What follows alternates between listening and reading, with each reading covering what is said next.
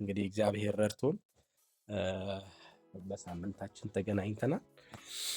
እግዚአብሔር ፈቃድ ስለሆነ ብቻ ይሄ ይሆናል። እግዚአብሔር ስሙ ይባረክ።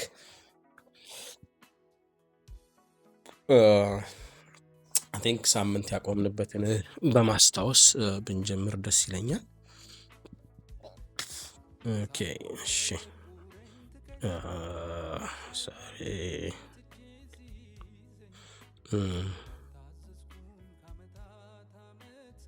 ኦኬ አይ ቲንክ ሳምንት እስከ 12 ድረስ አንብበን ነው ማርቆስን የተለያየ ነው። ዘፍጥረት ደግሞ ዘዳግም 16 ላይ ነው የቆምነው። ስለዚህ እስከ ከማርቆስ ምዕራፍ 13 ጀምረን እስከ ትናንትናው ምዕራፍ 15 ድረስ የሪፍሌክሽናችን ፓርት ይሆናል። ማርቆስ ከ13 እስከ 15 ድረስ ይሆናል። የብሉይ ኪዳናችን ደግሞ አይ ቲንክ ዘዳግም መጽሐፍ የሚያበቃው አይ ቲንክ ሲለሚቼክ ሶሪ አንድ ጊዜ ዘዳግም መጽሐፍ አይ ቲንክ 17 ጀምሮ እስከ 34 ባለው እንሄዳለን። የብሉይ ኪዳኑን የዘዳግም መጽሐፍ ከ17 እስከ 34 እንሄዳለን። የማርቆስ ወንጌልን ከ13 ጀምረን እስከ ምዕራፍ 15 እስከ ትናንትናው ድረስ እንሄዳለን ማለት ነው። በዚህ ላይ ጀስት የተረዳችሁትን ገባኝ የምትሉትን ጥያቄም ካሉ እዚህ ውስጥ ያለን ሁላችንም የተለየን ሰው አይደለንም። ከገባኝ መልሳለሁ። ያልተረዳሁት ከሆነ ወንድሞችም እህቶችም በዚህ ስላላችሁ እናወራበታለን። በዚህ መንገድ መቀጠል እንችላለን። ስለዚህ ሌትስ ጎ መጀመር እንችላለን። ዝግጁ የሆነ ሰው ማይኩ ክፍት ነው ማለት ነው። ከዚህ ሰዓት ጀምሮ ተባረኩ።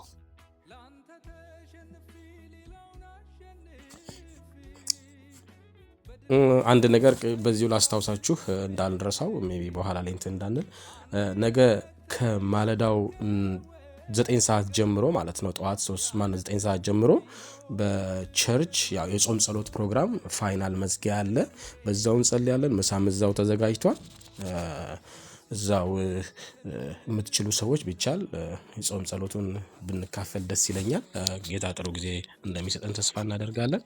ያችን ሪማይንደርም ለመናገር ነው። ተባረኩ።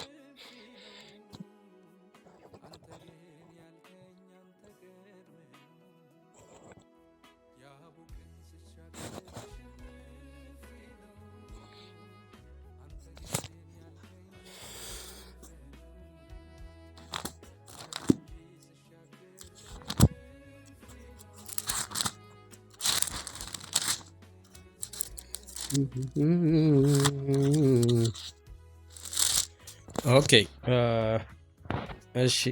ብዙ ጊዜ ለመጀመር እንትን ስለሚል እኔ ልጀምር። አይ ቲንክ ያ የተሻለ ነው።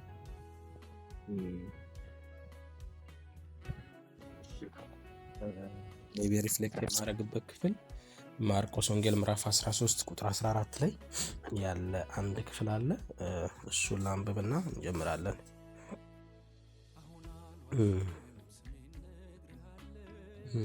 እሺ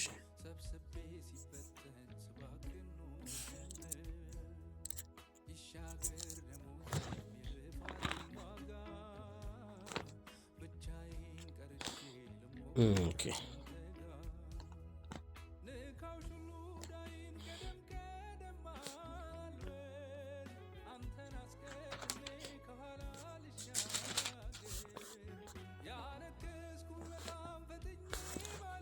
እሺ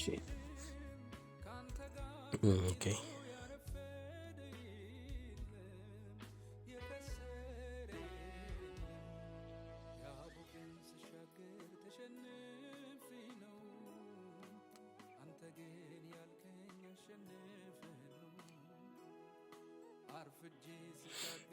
ምንድነው? እሺ አይ ቲንክ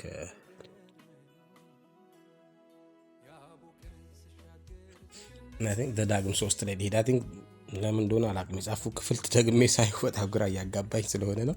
ይቅርታ በጣም። ዘዳግም 18 ላይ ሄዳለሁ። ከቁጥር 18 ምዕራፍ 18 ከቁጥር 9 ጀምሮ ያነባለሁ። እንዲህ ይላል። 19 ጀምሮ አምላክህ እግዚአብሔር ወደሚሰጥህ ምድር በገባ ጊዜ እነዚያ አሕዛብ የሚያደርጉትን ርኩሰት ታደርግ ዘንድ አትማር።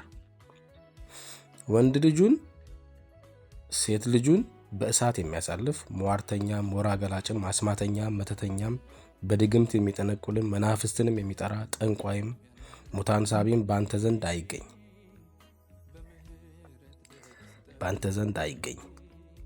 ይህንም የሚያደርግ ሁሉ በእግዚአብሔር ፊት የተጠላ ነው። ስለዚህም ርኩሰት አምላክህ እግዚአብሔር ከፊትህ ያሳድዳቸዋል። አንተ ግን በአምላክህ በእግዚአብሔር ዘንድ ፍጹም ሁን። የምትወርሳቸው እነዚህ አሕዛብ ወራ ገላጮችና ሟርተኞችን ያዳምጣሉ። አንተ ግን እንዲሁ አታደርግ፣ አምላክህ እግዚአብሔር ከልክሎሃል።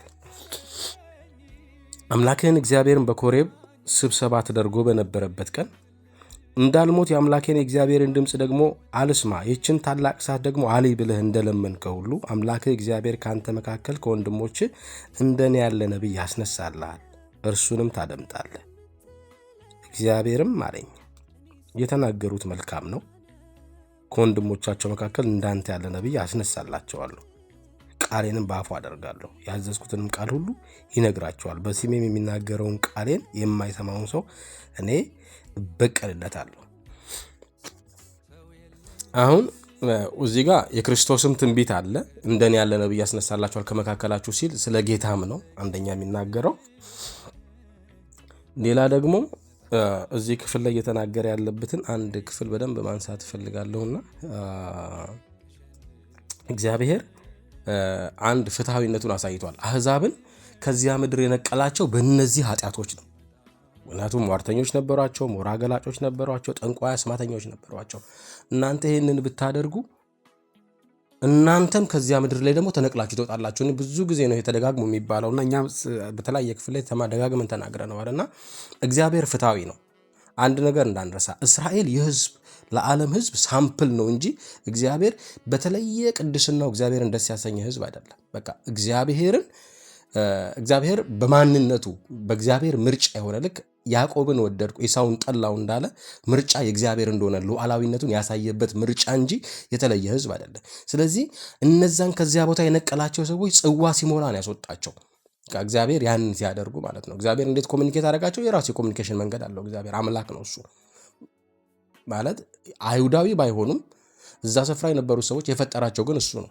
ስለዚህ እንዴት ኮሚኒኬት እንደሚያደርጋቸው ያውቃል። በሮሜ መጽሐፍ ምዕራፍ 2 ላይ እነዚያ ለራሳቸው ሕጎች ናቸው የሚል ቃል አለ። ስለዚህ እግዚአብሔር የግድ እሱ የተከተለው ላይ ብቻ አይደለም የሚፈርደው። ምክንያቱም በፍጥረት ሁሉ ላይ እሱ ባለስልጣን ነው። ሁሉ የእሱ ፍጥረት ነው። ለእሱ የማይገዛ የለም። እና እስቲ ከዛ በኋላ የሚነሱትን ነቢያት ደግሞ አስቧቸው። እስቲ በእስራኤል የተነሱትን ነቢያትን አስነሳለሁ ያለው እሱ ራሱ እግዚአብሔር ነው። በኋላ ያየናቸው ሕዝቅኤል፣ ኢሳያስ፣ ኤርሚያስ፣ ዳንኤል፣ ሌሎችም በጣም ብዙ እንደዚህ ጥቃቅን ነቢያት የተባሉትን ወይም ያ በጻፉት ቮሊዩም መጠን አነስተኛ መጽሐፍትን የጻፉትንም ነቢያትን ብዙ እነሱንም ያስነሳው ለእስራኤል እሱ ነው። እነሱን ታደምጣላችሁ ነው እግዚአብሔር ሲል የነበረውና ነቢያት መነሳታቸውም በራሳቸው ድንገት የመጡ ሳይሆን በእግዚአብሔር ቃል አሁን ባነበብኩት ክፍል ላይም እግዚአብሔር አንድ ትንቢት ሰጥቷል።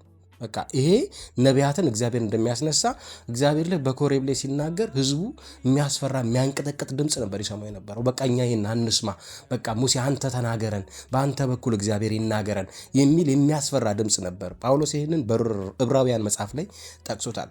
የሚሰማው የሚያስፈራና የሚያንቀጠቅጥ ነበር። እሱም እኔም እፈራለሁ እንቀጠቀጥማለሁ እስኪል ድረስ ነበር የእግዚአብሔር ክብር የሚታየው ይላል በዕብራውያን መጽሐፍ ላይ። እና እግዚአብሔር ነቢያትን በእንደዛ መንገድ ሰጥቶናል። እዚሁ ክፍል ላይ አንድ በጣም የሚገርመኝ ክፍል አለ እና ሐሰተኞች ነቢያትን በተመለከተ ነገር ግን እንዲህ ይላል፣ ይናገር ዘንድ ያላዘዝኩትን በስሜ በድፍረት የሚናገር ወይም በሌላ አማልክት ስም የሚናገር ነቢይ እርሱ ይገደል። አንደኛ በእግዚአብሔር ስም እግዚአብሔር ያላለውን የሚናገር፣ ሁለተኛ ደግሞ በሌላ አማልክት ስም። እስራኤል አምላክ አለው። እስራኤላዊ እግዚአብሔር አምላክ በቃ እግዚአብሔር አምላክ አንድ ነው ብሎ በዘዳግም 6:4 ላይ እንደተጠቀሰው አንድ አምላክ ነው ያላቸው። ግን በሌላ ስም የሚናገር ነው እግዚአብሔር ለዚህ አይራራም፣ በስሙ አይደራደርም። እግዚአብሔር በቃ ምንም ስፍራ የማይሰጠው ነገር ማለት ነውና ይገደል ነው ያለው እግዚአብሔር። የሚገርመኝ ነገር እዚህ ጋር ነው። በልብህም እግዚአብሔር ያልተናገረውን ቃል እናውቅ ዘንድ እንዴት ማወቅ ይቻለናል ብትል አለ። ጥያቄ ነው። እግዚአብሔር የተናገረው ነው ወይስ እግዚአብሔር ያልተናገረው ነው ብለን እንዴት መለየት እንችላለን ብለህ ካልክ መልሱ ይሄ ነው አለ እግዚአብሔር። ነብዩ በእግዚአብሔር ስም በተናገረ ጊዜ የተናገረው ነገር ባይመጣም ያ ነገር እግዚአብሔር ያልተናገረው ነው። ስለዚህ አሁንም በዚህ ዘመን ነቢያት የምንላቸው የተለያዩ የሚናገሩትን ነገር ልክ ነው ወይ አይደለም ካለን አንዱ መመዘኛው የተናገሩት ነገር ተፈጽሟል ወይ። ስለዚህ እግዚአብሔር መናገር አለመናገሩንም የእግዚአብሔር ነብይ መሆን አለመሆኑንም የምናውቅበትን እግዚአብሔር ኢንሳይት ሰጥቶናል። ስለዚህ ቆም ብለን ማስተዋል ይገባናል። ዝም ብሎ የሆነ ሰው በእግዚአብሔር ስም መጥቶ ስለተናገረ ብቻ አይደለም። እዚህ ጋር ቆም ማለት ያስፈልገናል። በመንፈሳዊ ነገር ነው ሞኝ ሆነን ጀስት መሸወድም እንደሌለብን ማስተዋል አለብንና ጀስት በመጀመሪያ ማንንም አናውቅም፣ ግን በሂደት የሚገለጡ ነገሮች ግን አሉ። ስለዚህ ያንን ጉዳይ እንድናስተውል ይሄ መጽሐፍ ክፍል ይናገረናል። ያ ነብይ የተናገረው ስህተት ነው ማለት ነው። ነብዩ በድፍረት ተናግሯልና እርሱን አትፍራው ይላል። በቃ እሱ እንደ እግዚአብሔር ሰው አትፈራው ማለት ለማንም ሰው የምታከብረውን ክብር እንደማንም ትሰጣለህ፣ ግን በእግዚአብሔር ስም በድፍረት የሚናገር ሰው እንደ እግዚአብሔር ሰው አይነት አድርገህ እንደ እግዚአብሔር ነብይ አድርገህ ግን ጀስት ያንን ሰው ከዛ ወዲያ አትቀበለውም፣ የእግዚአብሔርን ሐሳብ ካልተናገረ ማለት ነው። እና ጀስት ይሄንን ክፍል እያየሁት ነበር። ተባረኩ። እንቀጥላለን እያየን። ተባረኩልኝ።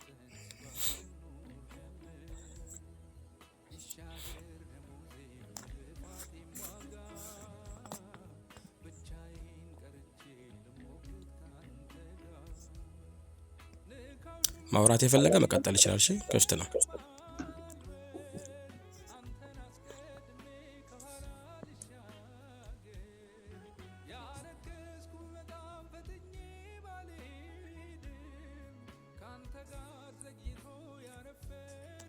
እሺ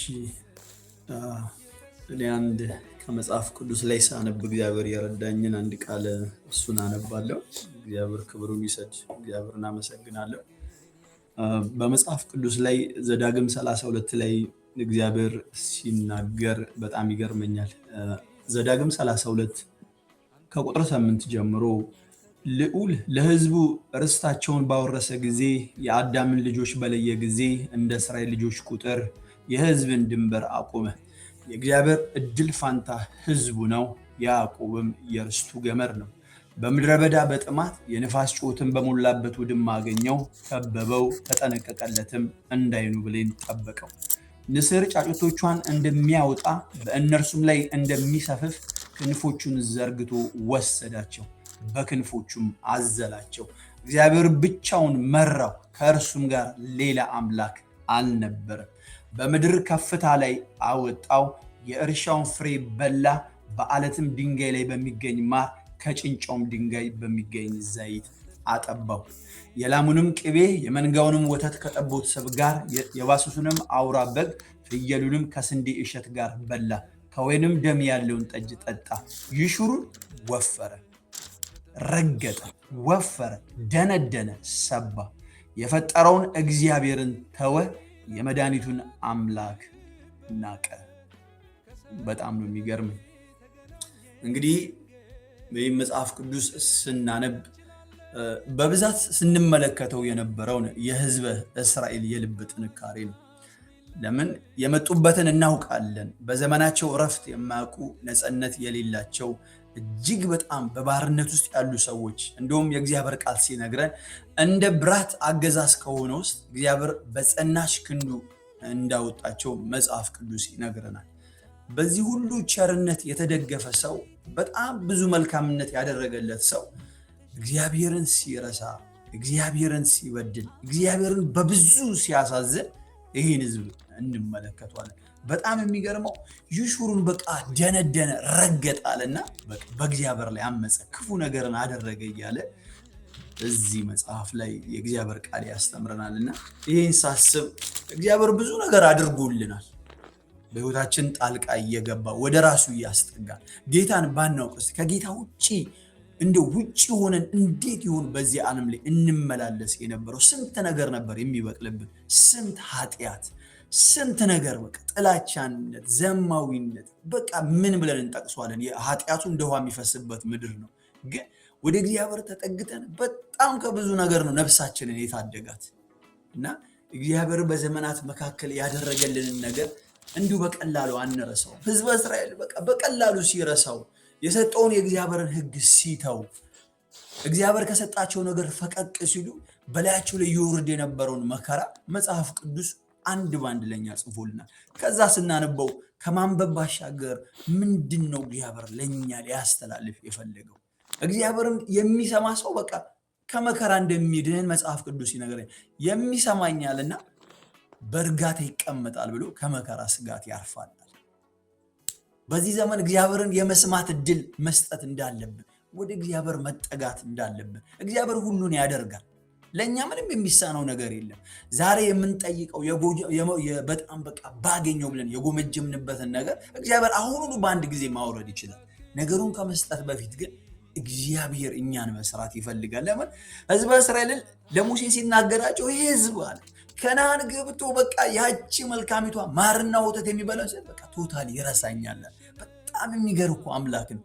እንደሚረሱት እያወቅ ነገር ግን ዛሬ ፍቅሩ የሚገርም እና እጅግ በጣም በቃ የእግዚአብሔርን መውደድ በጣም ነው የሚገርመኝ። በቃ እኔ ወደድኳችሁ እንጂ እናንተ አልወደዳችሁም። በቃ እግዚአብሔር ይውደድ። በጣም የሚገርመው መጽሐፍ ቅዱስ ኤሳውን ወደድኩ አለ። በቃ ያዕቆብን ወደድኩ ኤሳውን ጠላው ሲል በጣም የሚገርም እኮ ነው። ያው ቃል በቃል ይህን ስናነባው እግዚአብሔር በቃ ኤሳውን ይጠሏል ማለት አይደለም። ነገር ግን ኤሳው በእግዚአብሔር ፊት ሞገስን እንዳያገኝ የሄደበት የራሱ የሆነ አካሄድ አለበት። ቡክርና ለእኔ ለምን ይጠቅማል? እዛ ጋ በጣም የሚገርም ነገር ነው። ለወንድሙ አሳልፎ ሲሰጠው እዛ ጋ ከእግዚአብሔር ጋር ያለው ነገር ምን ያህል እንዳጣበት ያን መጽሐፍ እንማራለን። እና እዚህ በዘዳግም 32 ላይ ያለው ቁጥር 10 ከ8 ጀምሮ ያለው ቃል እጅግ በጣም ይገርመኝና ራሴን እመለከትበትና በቃ ሙሉ የእስራኤልን የልቡን አቋም አይ ነበር። እግዚአብሔር ያደረገላቸውን መልካምነት እንደገና እግዚአብሔር ያን ሁሉ አድርጎላቸው እንደገና ከእግዚአብሔር ሐሳብ የሚወጡበትን ነገር ሳይ እጅግ በጣም በላም በቃ ጠጣ ምንም ማለና ረገጠ፣ ደነደነ፣ ትከሻውን ለእግዚአብሔር አሳይ። በቃ ሁሉን እኔ እችላለሁ፣ ከዚህ ወዲያ በቃ አንተ አታስፈልገኝም ማለት። የሚገርም እኮ በእውነት ይህን ሳነብ እግዚአብሔር ወይ እኔም ትውልዱንም አንተን የሚያውቁ አንተን እናውቃለን ብሎም የሚያገለግሉ ሁሉን ነገር ስታደርግልን፣ ሞገሱ ሲመጣ ስትባርከን፣ በቃ የጠየቅነው ነገር ሁሉ ስታደርግልን ያ ጊዜ በቤታችን አንተ እንግዳ እንዳትሆን። አንዳንድ ጊዜ የሆነ ነገር እስኪያገኝ በእግዚአብሔር ቤት ይመላለሳል። የሆነች ነገር እጁ ከገባች በኋላ በቃ ሂዶን ዋን ስቴይ ቱ ዘ ጋድ ኦፍ ሃውስ ጀስት ራን። ያኛው ትንሽ ከባድ ነው እና እግዚአብሔር በዘመናት መካከል በቃሉ እንዲህ እያለ ይናገራል። እና ይሄ ነው የቀረልኝ። እግዚአብሔር ይባርካችሁ። ያው ሌላ የሚቀጥል ሰው ካለ እድሉን እንሰጣለሁ። በኋላ ላይ ደግሞ አዲስ ኪዳን ላይ የተባረኩበትን ቃል ሼር አደርጋለሁ። እናመሰግናለን እንዳልከ ተባረክ። ዝግጁ የሆነ ሰው መቀጠል ይችላል። ማይክ ክፍት ነው።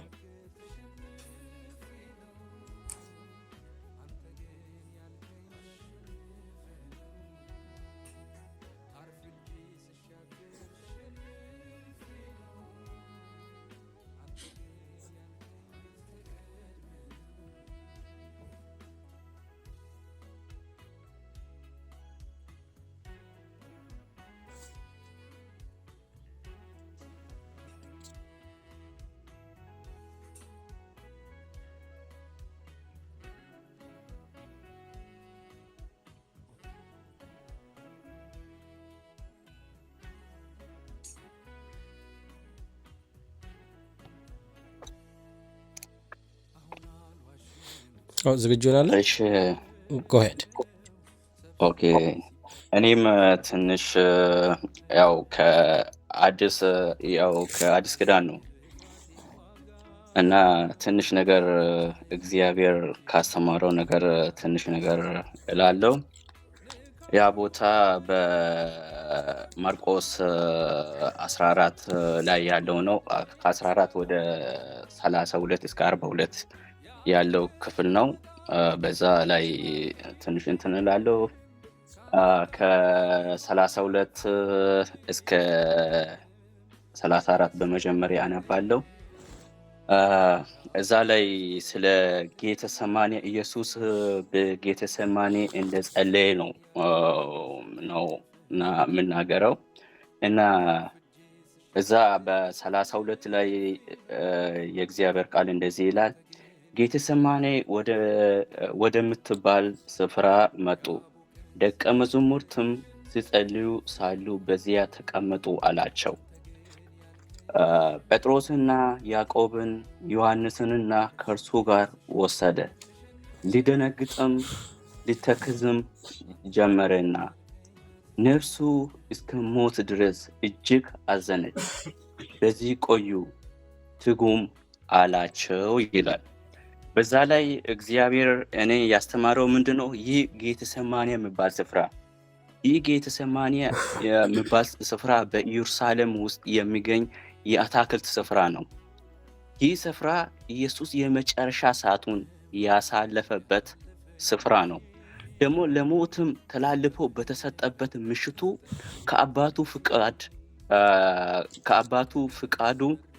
በአባቱ ፊት ቀርቦ የጸለየበት ስፍራ ነው። ይህ ስፍራ የሆነው የአታክልት ብቻ አይደለም። የስቃይ፣ የሐዘን፣ የጭንቀትና የውሳኔና የመታዘዝ ስፍራ ነው። ጌታ ኢየሱስ ተላልፎ በሚሰጥበት ሰዓት እንደደረሰ ባወቀ ጊዜ አባቱን ለመገናኘት እዛ ስፍራ ከደቀ መዛሙርት ጋር ይዞ ሄዶ ነበረ። ይህ ስፍራ ደግሞ ኢየሱስ ፍርሃቱን፣ ጭንቀቱን፣ ፍቅሩና መታዘዙን ለአባቱ ያሳየበት ስፍራ ነው። ደግሞ ወደ ታች ወርደን ቁጥር በ35 ላይ እንደዚህ ይላል።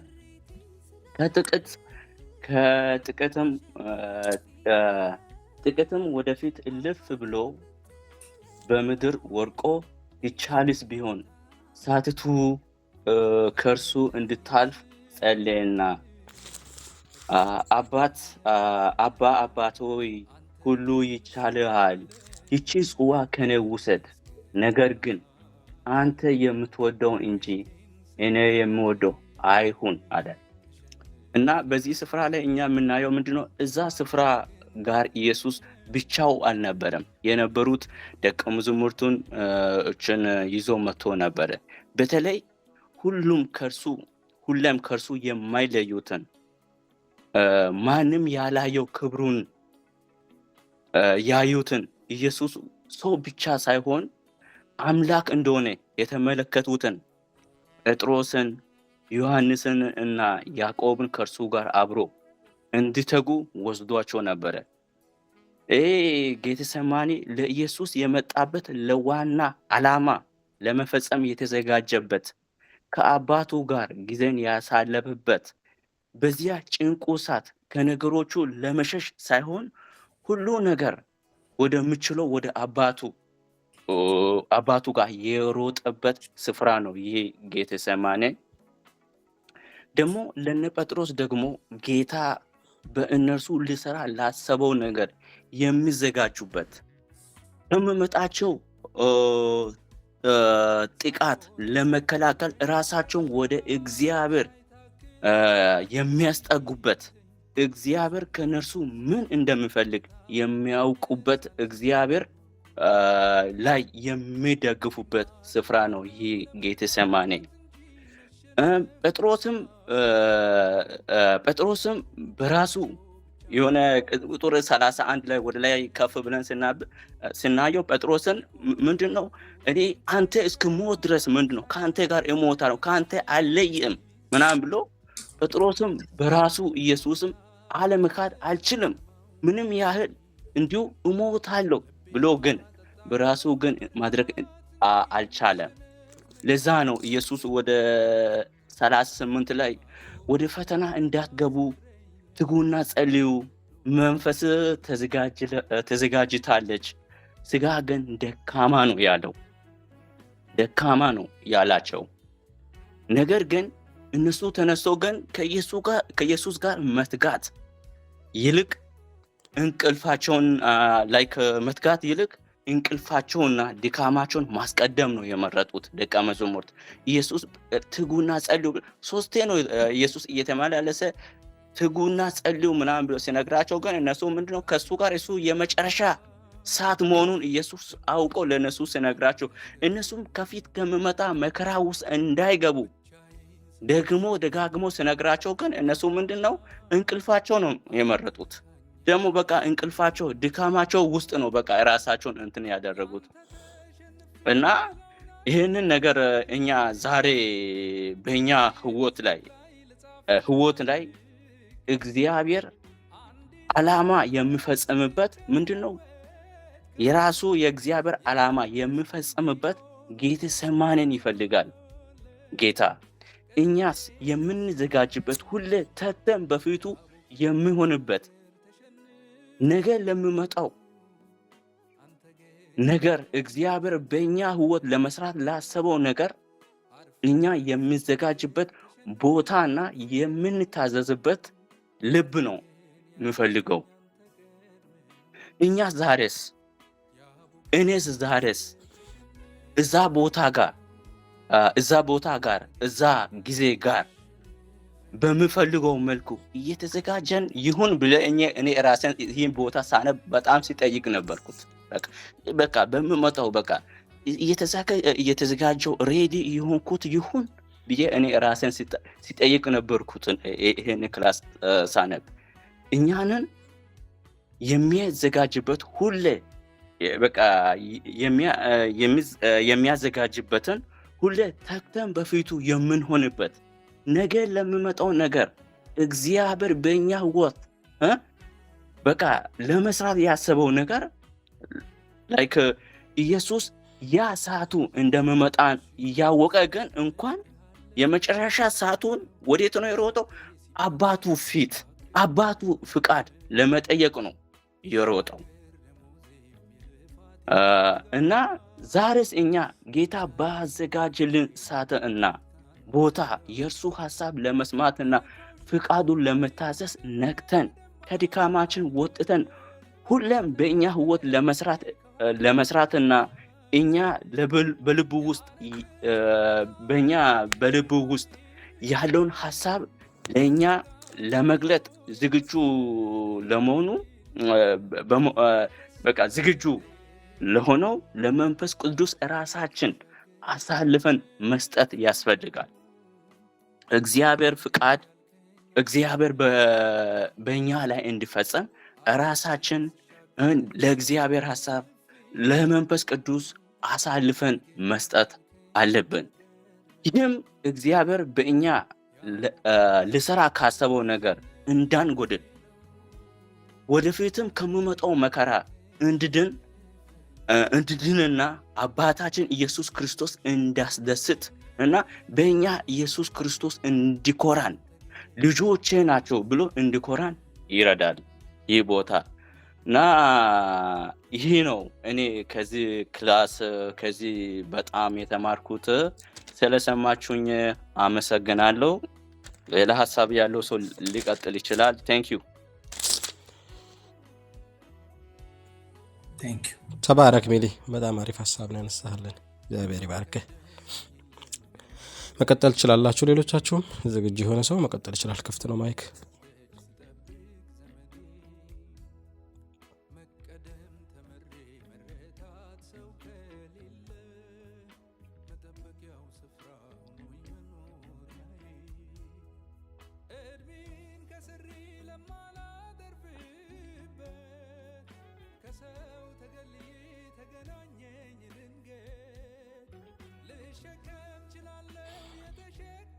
እሺ የዘዳግም መጽሐፍ ምዕራፍ 32 ቁጥር 47 እንደዚህ የሚል ቃል ተጽፏል። ሙሴም የነዌም ልጅ ኢያሱ የዚህችን መዝሙር ቃሎች ሁሉ በሕዝቡ ጆሮ ተናገሩ። ሙሴም ይህን ቃል ሁሉ ለእስራኤል ሁሉ ተናግሮ ፈጸመ። እርሱም እንዲህ አላቸው፣ የዚህን ሕግ ቃሎች ሁሉ ይጠብቁ እና ያደርጉ ዘንድ ልጆቻችሁን እንድታዙበት ዛሬ የምመሰክርላችሁን ቃል ሁሉ በልባችሁ አኖሩት።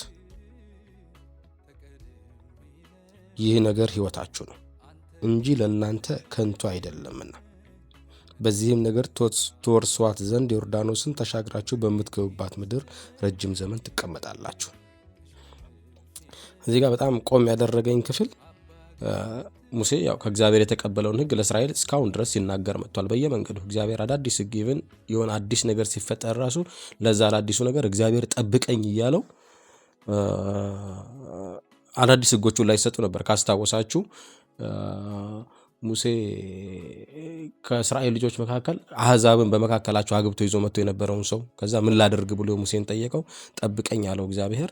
ከዛ ነገረው ምን እንደሚያደርጉ። እንደዛ በሰንበት ቀን እንጨት የለቀመ ሰውን ሕግ አልተሰጠውም ነበረ። ስለዛ ሕግ ሰጠውና በኋላ ላይ ያ ነገር ተደርጓል። ልክ እንደዚህ አይነት ሕጎችን ነው ሙሴ እስከመጡበት ቦታ ድረስ እግዚአብሔር እየተናገረው የመጣ ሰው የእግዚአብሔርን ሐሳብ የተቀበለ ሰው ነው። ያ ተጽፎ እንደ ሕግ የእስራኤል መተዳደሪያ ሆኖ በሌዋውያን እጅ እንዲቀመጥ ተደረገ። ኢቨን ነገስታት ሁሉ ከሌዋውያን ተቀብለው ያንን ሕግ እንዲጽፉ ሁላ እግዚአብሔር ሰጥቷል። የነገስታት ሕግ የሚባለውን ማለት ነው። እሱም በኋላ እንመጣበታለን። እና እዚህ ጋር በጣም ቆም ያደረገኝ ነገር ግን እነዚህ ሕጎች ማለት ነው እግዚአብሔር በሙሴ በኩል ለእስራኤል የሰጣቸው ሕጎች እና ትእዛዛት፣ ስርዓቶችን በተመለከተ የዚህን ሕግ ቃሎች ሁሉ ይጠብቁ ዘንድ አለ ያደርጉት ዘንድ ልጆቻችሁን እንድታዙበት ዛሬ የምመሰክርላችሁን ቃል ሁሉ በልባችሁ አኖሩት አለ። ስለዚህ እግዚአብሔር ዛሬ እኔና እናንተን ሲናገረን በልዩ ልዩ እግዚአብሔር የቃል ክፍሎች፣ ምዕራፎች እንደ ጸሐፊዎቹ መጽሐፍ ክፍል የተለያየ አይነት ሐሳብ እግዚአብሔር ጽፏል። ወንጌል አንድ ነው፣ ስለ ልጁ ስለ ኢየሱስ ክርስቶስ ነው። በዛ ውስጥ የተነገረን ዝርዝር ሐሳቦችን ስንሰማ ለኛ ብቻ ነው ወይ የምንሰማው? ከኛ በኋላ ትውልድ አለ፣ ልጆቻችን አሉ። ልጆች የግድ በአካል ከኛ የሚወለዱ የኛ የጉልበታችን ፍሬዎች ብቻ አይደሉም። ትውልድ አለ ከኛ በኋላ እና እኛ ስንሰማ ወይም እኛ የእግዚአብሔርን ቃል ስንማር ስንታጠቅ ለኛ ብቻ አይደለም፣ ለሌሎችም ጭምር ነው እኛ ጋር የምንሰማው። ስፔሲፊክ ካደረግነው ግን በቤቶቻችን እኛ ለሚሰጠን ለተቀበልናቸው የእግዚአብሔር ስጦታ ለሆኑ ልጆች ማስተማር የተቀበልነውን የእግዚአብሔርን ቃል ለልጆች እንድናስተላለፍ እኛ መጀመሪያ መማር፣ ከዛ የተማርነውን ለልጆቻችን ማስተላለፍ፣ ለትውልድ መናገር እንዳለብን፣ ዝም ማለት እንደሌለብን በምሳሌ መጽሐፍ ምዕራፍ 22 ቁጥር 6 ላይም ይሄ ቃል ተመልሶ ተጠቅሷል ካስታወሳችሁ ማለት ነውና ምዕራፍ 22 ቁጥር 6 ላይ እንደዚህ የሚል ቃል ተጽፎ እናገኛለን። ምክንያቱም እግዚአብሔር ዝም ብሎ አይደለም የሚናገረውና አንድ ክፍል የተናገረውን የሆነ ቦታ ላይ እናገኘዋለንና እንደዚህ ይላል። ለአንብበው አንድ ጊዜ ምዕራፍ 22 ቁጥር 6 ምሳሌ መጽሐፍ ላይ ልጅህን አይደለም የሚለው ልጅ ነው የሚለው። በቃ ልጅን በሚሄድበት መንገድ ምራው።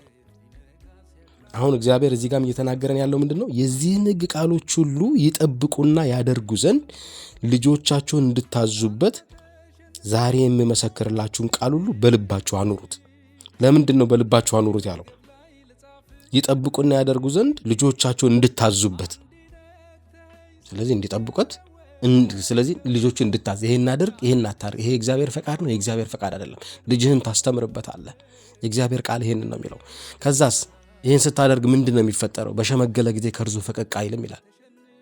ስለዚህ ሰው ከማደጉ በፊት መማር አለበት። ልክ እኛ ዛሬ ለቤተሰቦቻችን ልጆች ነበርን፣ አደግን አይደለ? እናድጋለን። አሁን ከዚህ በኋላ ደግሞ ከኛ ደግሞ የሚቀጥል ትውልድ አለ።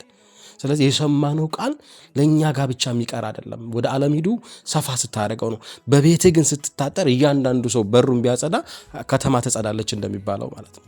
እኔ ልጆቼ ላይ ብሰራ አንቺ ልጆቻችን ላይ ብንሰራ የእግዚአብሔርን ቃል ማያቅ አይኖርም። ስለዚህ የእግዚአብሔርን ቃል የሚተላለፍ አይኖርም፣ ይማራል። ከዛ በኋላ አመፃ ሊኖር ይችላል።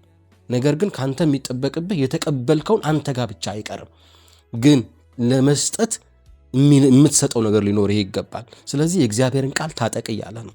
የእግዚአብሔርን ሕግ ታጠቅ እያለ ነው። በልብህም በአፍህም አኑር እያለ ነው።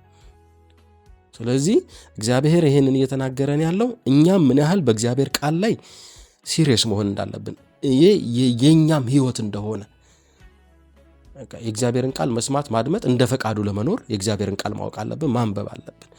ከዛ እኛ ጋር ይመጣና ደግሞ ሌሎች የሚመጡ ትውልዶች አሉ። እነሱስ እግዚአብሔር አምላክ እንደሆነ እግዚአብሔር የሚባል አምላክ እንዳለ ራሱ ላያውቁ ይችላሉ። ይህንን ግን እኛ ነው የምናስተምራቸው። ልጆቻችን፣ ትውልዶቻችን፣ ከኛ በኋላ የሚመጣው ትውልድ እግዚአብሔርን የማያውቅ ትውልድ እንዳይሆን፣ እግዚአብሔርን የማይፈራ ትውልድ እንዳይሆን፣ እግዚአብሔር የሚባል አምላክ መኖሩን እንዳለ እንኳን የማያውቅ ትውልድ እንዳይነሳ ኃላፊነት አለብን እና ይሄ እዚህ ላይ በጣም ሲሪየስ የሆነ ጥንቃቄ ያስፈልገናል። ይህን ደግሞ የምናደርግበት ለምንድን ነው ይላል። ይህ ነገር ህይወታችሁ ነው ይለናል መጽሐፍ ቅዱስ። ስለዚህ የእግዚአብሔር ቃል ህይወት ነው። ስለዚህ ህይወት የምትቀዳው በእግዚአብሔር ቃል ውስጥ ነው ያለው። ህይወት በእግዚአብሔር ቃል ውስጥ አለ። ምክንያቱም እግዚአብሔር እንደ ቃሉ ነው፣ ቃሉም የእግዚአብሔር ነው። ስለዚህ ጀስት በጣም ሲሪየስ ኢሹ ነው የሚነሳው። ዛሬውን ነገር ስንሰማ እኛ ከኛ በኋላ የሚመጣ ትውልድ እንዳለ እያሰብን ስናነብ ስንዘጋጅ ይሄንን እግዚአብሔር ይጠይቃል። ልጅ በሚሄድበት መንገድ መምራት አለብን። ስለዚህ ከመንገድ ፈቀቅ ካለ እኛ በእውነት ከኛ ኃላፊነት የተነሳ ነው ወይስ ከማመፁ የተነሳ ነው ልጁ ወይም ቤተሰቦቼ? ስለዚህ ጀስት እንታጠቅ፣ ሌሎችን እናስታጥቅ፣ እግዚአብሔርን ያውቁ ዘንድ እንስራ በትውልድ ላይ። ጀስት እግዚአብሔር ይሄን ይናገረናል እና ስለዚህ በዚህም ተሻግራችሁ ተወርሷት ዘንድ ዮርዳኖስን ተሻግራችሁ በምትገቡባት ምድርም ረጅም ዘመን ትቀመጣላችሁ። እስራኤል ይሄን የተነገረው ታስታውሳላችሁ። እግዚአብሔር ሕዝብ ይህንን ህይወት የሆነውን የእግዚአብሔርን ቃል በጣለ ጊዜ ከምድሩ እንደተነቀለ ስንት ጊዜ ነው የተበተነው? ስንት ጊዜ እስራኤል በምድር ሁሉ ዛሬ ድረስ እስከ ኢትዮጵያ ድረስ ጎንደር ኢትዮጵያ ጀስ ቤተ እስራኤላውያን በህንድ በመላው ዓለም እንደውም ዛሬ እየፈለጓቸው ነው። በአፍሪካ በኤዥያ በምን ያን ሁሉ ነገር መከራ ያዩት ከምን የተነሳ ነው? የእግዚአብሔርን ቃል ከመተላለፍ። እግዚአብሔር ለቃሉ ታማኝ ነው። እግዚአብሔር እንደ ቃሉ ነው፣ እንደተናገረው ይሰራል። ስለዚህ ይህ ህይወት የሆነውን የእግዚአብሔርን ቃል ለኛ እድሜም ነው፣ ረጅምም ዘመን ነው። ምናልባት በእኛ በአዲስ ኪዳን ስንመጣ ለእስራኤል ፊዚካል የሚታይ ነገር እንደወረሱት አይደለም። ለኛ በሰማይ የምትኖር ሀገር አለችን እንዳለ ጳውሎስ አለን። ግን ረጅም የሚለው ዘመን ግን አልተቋረጠም፣ ዘላለም አለን። የኃጢአታዊ ማንነት በክርስቶስ በአዲሱ ሰው ተለውጧል። ስለዚህ ከክርስቶስ ጋር የዘላለም ህይወት ለመኖርም የእግዚአብሔርን ቃል ማወቅ፣ የእግዚአብሔርን ቃል መጠበቅ ይኖርብናል። ስለዚህ ዋናው ፖይንቴ እንወቅ፣ ለትውልድ እናሳውቅ። ዋና ፖይንታችን ይሄ ነው። ስለዚህ እግዚአብሔርን በዛ እናቅበታለን ማለት ነው። ተባረኩልኝ። ያቺም ሪፍሌክት አድርግ ብዬ ነው።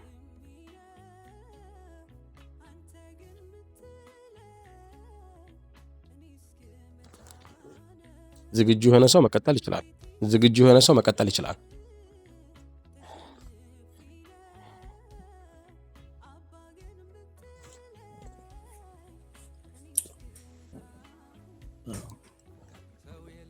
የሚቀጥል ከሌለ አሁን አንተ ባልከው ላይ አንድ ከእግዚአብሔር ቃል አነብና በጣም ይገርመኝ ነበር ያን እያናገርክ። አይ ቲንክ ባለፉት 2 ሳምንታት አንድ የእግዚአብሔርን ሰው ጋብዘህልን ያስተምረን የነበረውን እዛ መዝሙር 1 ላይ ያለውን ቃል አሁን አንተ ካልከው ጋር የእግዚአብሔር ቃል ምን ያህል ጉልበት እንዳለው ከዚህ ዓለም ሲስተም የምናመልጥበትን አቅም የምናገኝበት ነው ማለት። የሰው ልጅ በምድር ሲኖር በህይወት ስጋው እንዲቆይ በቀን 3 ይበላል። ቁርስ፣ ምሳ፣ እራት እንደሚባለው እንግዲህ ሰው በቀን 3 ከበላ በሳምንት 21 ጊዜ ይበላል። በአመት ወደ 195 ጊዜ ይበላል ማለት ነው። ያን የሚያደርገው ሰው ለምንድን ነው ሲባል ካልበላ ነብሱ ከስጋው ትለያለች። ስለዚህ ወደ መቃብር ይወርዳል። በህይወት ለመኖር መብላት አለበት። በመንፈሳዊ ህይወት ውስጥ የእግዚአብሔርን ህግ አሁን አንተ እንዳልከው በጣም ይገርመኝ ነበር። በቀንን በሌሊት ማንሰላሰል እንዳለብን፣ ለትውልድ ማሻገር እንዳለብን፣ ያ የምንለው ቃል ወደ እግዚአብሔር ሐሳብ ስንመላለስ እግዚአብሔር ከኛ ጋር ይወግናል። ለህዝበ እስራኤል ይናገራቸው የነበረው ያን ነው። በዘመናት መካከል የሚተዳደሩበትን ህግ እግዚአብሔር ይሰጣል፣ በቀን በሌሊት እንዲያስቡ። ለምንድን ነው እግዚአብሔር ይህን የሚያደርግላቸው ሲባል በህይወት እንዲኖሩ፣ ከሱ ተለይተው እንዳይጠፉ፣ እንዳያጠፋቸው እግዚአብሔርን በስርዓቱ ማወቅ አለባቸውና በደፈነው አረብ እግዚአብሔር እንዴት መመላለስ እንዴት መውጣት እንዳለባቸው እግዚአብሔር በህጉ በኩል በሙሴ በኩል ለእስራኤል ህዝብ ሰጥቶ እንደገና በቀን በሌሊት ማሰብ እንዳለባቸው በጣም አስረግጦ ይነግራቸዋል። ባለፈው ሳምንት የጋበዝከው ሰው ይሄን ቃል ተናግሮታል። በጣም ይሄን ቃል ሁልጊዜ በጣም ደስ ይለኛል ሳነበውና መዝሙር 1 ላይ ምስጉን ነው በክፎች ምክር ያልሄደ፣ በኃጢአተኞች መንገድ ያልቆመ፣ በዋዘኞች ወንበር ያልተቀመጠ፣ ነገር ግን በእግዚአብሔር ህግ ደስ ይለዋል፣ ህጉን በቀንና በሌሊት ያስባል። እርሱ በፈሳሽ ውኃ ዳር እንደተተከለች፣ ፍሬዋን በየጊዜው እንደሚሰጥ፣ ቅጠሉ እንደማይረግፍ ዛፍ ይሆናል። የሚሰራ ሁሉ ይከናወንለታል። ክፎች እንደዚህ አይደሉም፣ ነገር ግን ንፋስ ጠርጎ እንደሚወስደው ትቢያ ናቸው እያለ መጽሐፍ ቅዱስ እዚህ ምዕራፍ ላይ ይነግረናል። በምኖርበት በዚህ ዘመን ላይ ኃጢአት እንደ ውሃ በሚፈስበት ክፋት፣ ዘረኝነት፣ ጥላቻ፣ ዘማዊነት በጣም ብዙ ነገር አለ። እኛ ስጋ ለባሽ ነን። ስሬታችን መልአክ አይደለም። እነዚህ ነገሮች ሁሉ ዙሪያችን ይከባሉ። መጽሐፍ ቅዱስ ባላጋራ ዲያብሎስ ሊውጥ እንደሚፈልግ አንበሳ ዙሪያን ይዞራሉ። የሚዞረውን አንበሳ እንዴት ነው አንተ የራስን አጥር ሰርተ ከዛ ከሚዞረው ነገር ላይ ነፍስን ከሚጠባበቃት አንተ ሊውጥ ከሚዞረው አንበሳ ሰው እንዴት ነው መዳን የሚችለው? ቅድም እንዳልከው በቃ የቀንም በሌሊትም ልክ እዚህ መጽሐፍ ላይ መዝሙር ላይ እንዳለው ሰው በቀንና በሌሊት የእግዚአብሔርን ሕግ ታስበዋል። ያ ስታስበው የምታገኘው ጥቅም ምንድን ነው? በእግዚአብሔር ቤት ይተክልሃል፣ አንተም ታመልጣለህ፣ ትውልድን ታስመልጣለህ። በጣም የሚገርመው እዚህ ጋር በክፉዎች ምክር አልሄደም፣ በዋዘኞች ወንበር አልተቀመጠም። ነገር ግን እርሱ በቀንና በሌሊት የእግዚአብሔርን ሕግ ያስባል። በጣም እኮ ነው የሚገርም። በቀንና በሌሊት which means 24 hours አትሊስት እኛ በአንድ ሰዓት ውስጥ እግዚአብሔር ምን ያህል እናስበዋል? በጣም በዚህ በሚያስቸግር እጅግ በጣም ውጣ ውረድ በበዛበት ኃጢአት እንደነገርኩ በየትኛውም አክሰስ ኃጢአት የምታደርግበት ምድር ላይ እየኖር ሰው የአሸናፊነትን ህይወት በህይወቱ ማምጣት የሚችለው አንድና አንድ ብቻ በቀንና በሌሊት የእግዚአብሔርን ማንሰላሰል። ለዚህ ነው ዳዊት ኃያል የሆነው ሳያጠፋ ቀርቶ አይደለም። ነገር ግን በቀንና በሌሊት የእግዚአብሔርን ነገር እያሰበ እንኳን የስጋውን ሐሳብ በህይወቱ ሲያከናውን መጽሐፍ ላይ እናየዋለን። ግን ያ የገባበት በቀንና በሌሊት የሚያስበው የእግዚአብሔር ሕግ ከውድቀት ያነሰዋል። ወደ እግዚአብሔር እንዲመለስ እግዚአብሔር እድል ይሰጠዋል። እና የእግዚአብሔር ቃል ልክ እንደምንበላው ምግብ ነው። በጣም ኢምፖርታንት ነው። የምንበላው ምግብ በዚህ ምድር ላይ ለመኖር የሚጠቅመን ነው፣ ካልበላ ስለምንሞት። መንፈሳዊ ህይወት ደግሞ የዘላለምን ህይወት ለመውረስ እግዚአብሔር በዚህ ምድር ላይ እሱን መብላት አለብን። መጽሐፍ ቅዱስ ሲናገር እኔ ከሰማይ የወረድኩ የህይወት እንጀራ ነኝ አለ። አይ የህይወት እንጀራ ነኝ ሲባል ሰው በህይወት ለመኖር ስጋውን በምድር ለማቆየት እንደሚበላው በመንፈስ ለመመላለስ እግዚአብሔር ወዳዘጋጀለት ስፍራ እግዚአብሔርን ወደ መምሰል ለማደግ ዋናው መንገድ ሰው በቀንና በሌሊት የእግዚአብሔርን ህግ ማሰላሰል አለበት። ለዚህ ነው ብሉይ ኪዳን ላይ በቃ የሚሰጣቸው አስቡት፣ አንገት ላይ አስቀምጠው፣ በር ላይ አንጠልጥለው፣ ስትወጣም ስትገባም አስበው፣ ለትውልድ ስጠው፣ አስተምራቸው እያለ መጽሐፍ ቅዱስ ይናገራል። ለምን? ቃሉ ኃይል አለው፣ ጉልበት አለው። የሚገርም ነገር ትንቢት ምናልባት በእግዚአብሔር ቤት ውስጥ እንድትቆይ አያደርግህም። ምናልባት ሞቅ ያደርጋል ከሆነ ነገር ሊመልስ ይችላል። የእግዚአብሔር ቃል ግን በእግዚአብሔር ቤት ይተክልሃል። በምን ውስጥም ብትሄድ እንኳን በእግዚአብሔር ቤት ውስጥ ለዘላለም ትኖራለህ። እግዚአብሔር ይረዳል። ለዚህ ነው ዳዊት በቀን በሌሊት ሲያንሰላስል ያ ሁሉ የሥጋ ሐሳብ ተገልጦበት የኦሪዮን ሚስት ሲያስነውረው፣ ከዛም ኃጢአቱን ለመደበቅ ኦሪዮ ንጹሕን ሰው ሲገል እግዚአብሔር መጣና ሲናገረው ነው አይደለውም ማለት ነው። ውስጡ የእግዚአብሔር ነገር ስላለበት ወደቀ፣ አለቀሰ። ማረኛል፣ በሰው እጅም አትጣለኝ፣ ለሰውም አሳልፈህ አትስጠኛል። ነገር ግን ያንተ እጅ ሩሩህ እንደሆነ ያውቃለዋል። በአንተ እጅ ልውደቅ፣ ስራኝ፣ እንደገና አንተ የዳግመኛ አምላክን እድል ስጠኝ ብሎ በእግዚአብሔር ፊት ሲማጸን እንዋል። ይሄ ሰው እኮ በቀንና በሌሊት የእግዚአብሔርን ቃል ማንሰላሰሉ እኮ ነው የጠቀመው። አንሰላስሏል፣ አዎ ስቷል፣ አዎ ግን እንዲመለስ አቅም ሰጠ። የእግዚአብሔር ቃል ኃይል አለው፣ ጉልበት አለው። በምንም አይነት የህይወት ውጣ ውረድ ብታልፍ እግዚአብሔር ይረዳል።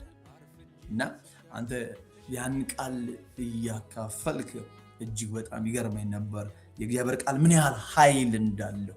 የሚሰማውን የሚተገብረውን ያድናል። እሱም ብቻ አይደለም ትውልዱን ያድናል። ራሱም ትውልዱን ብቻ አይደለም ምድርን እግዚአብሔር በሱ ይታደግበታል። እና ምን ያህል የእግዚአብሔር ኃይል የእግዚአብሔር ቃል ምን ያህል ጉልበት እንዳለ በጣም የሚገርመው ትንቢቶች ከእግዚአብሔር ቃል ይወጣሉ።